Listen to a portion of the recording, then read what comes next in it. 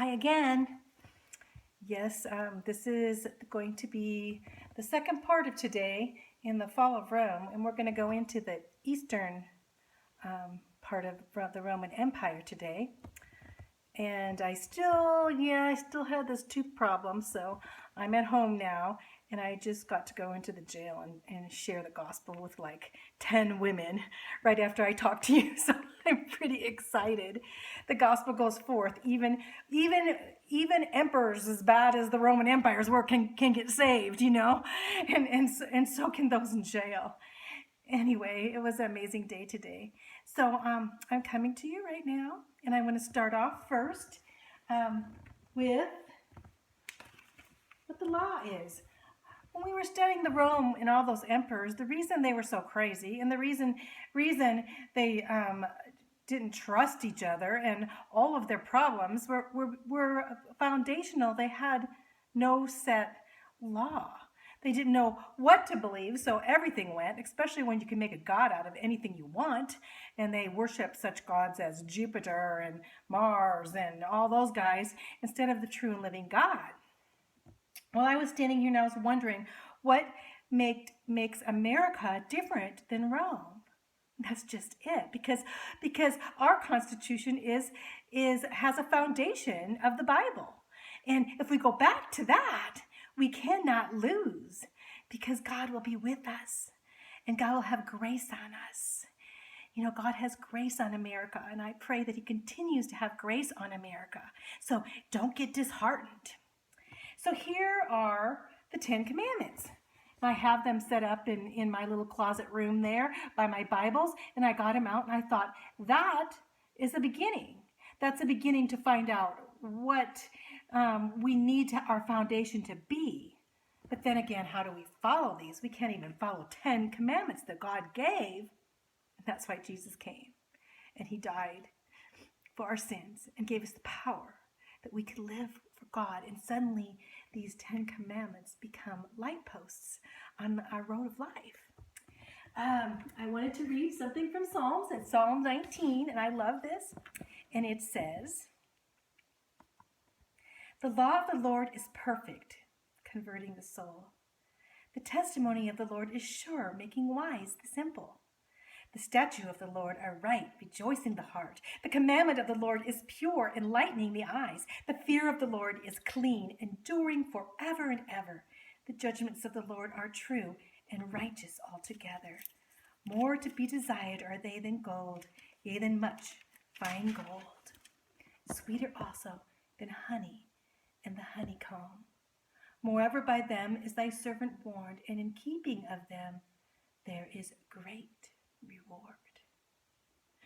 So, since we found the answer and we can't go back and fix Rome, I have another story. Actually, it's going to be a two-part story because I don't want to talk too long.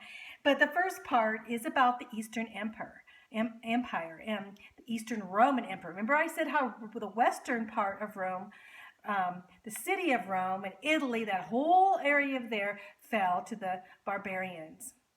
But the eastern part, Constantinople, and the Eastern Byzantine Empire, they lasted like 1,000 years longer. And as I told you before, actually the gospel was preserved, the church writings were preserved, the Old Testament was preserved in the Eastern Empire of Rome, which is now like in Turkey. But back then they were Romans, but they were Byzantine Romans, and they went on an extra 1,000 years before the Ottoman Turks took over, and that area became Turkey. But anyway, what I want to talk to you today about is in lesson 61.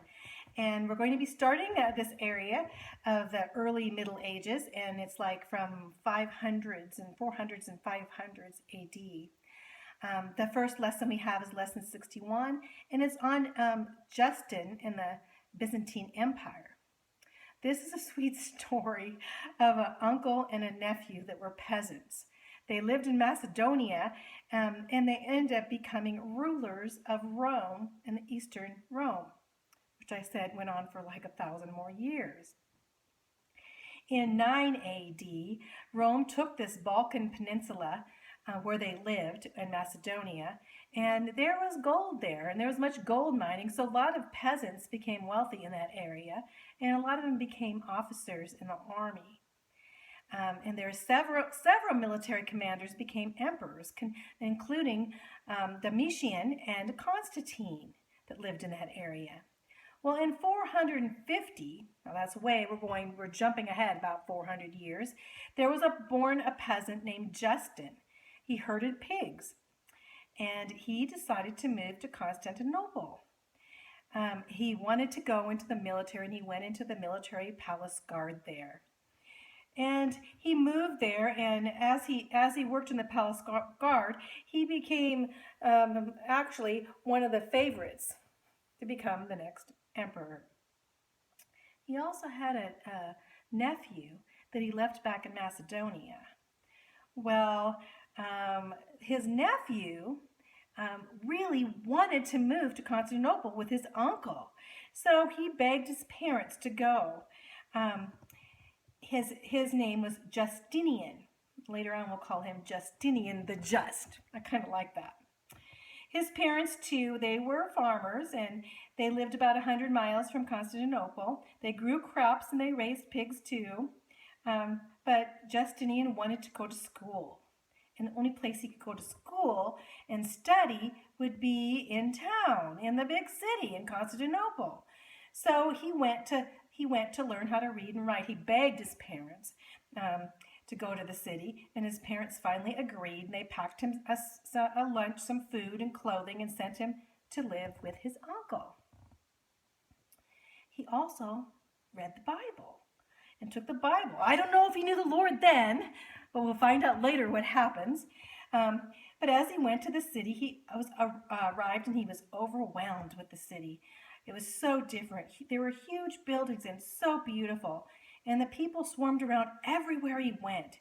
He studied, and it was pretty difficult at first. He had to memorize like 50 lines of Greek poetry a day, and he had to learn how to make special speeches in public. And he spent hours and hours doing homework, like you guys.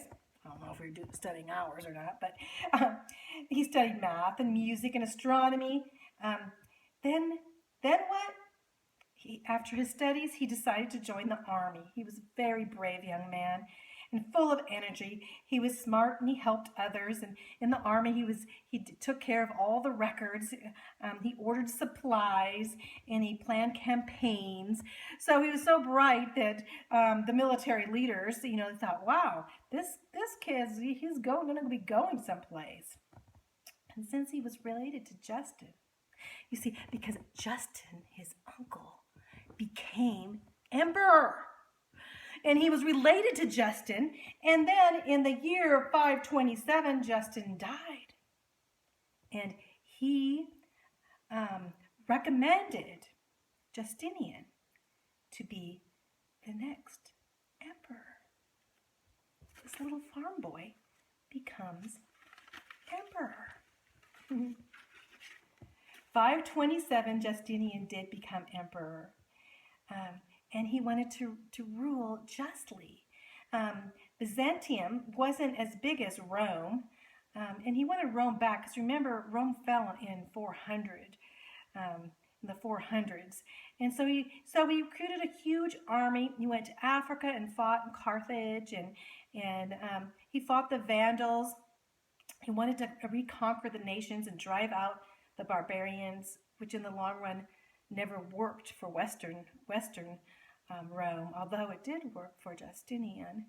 And he made the Byzantine Empire huge, bigger than ever before.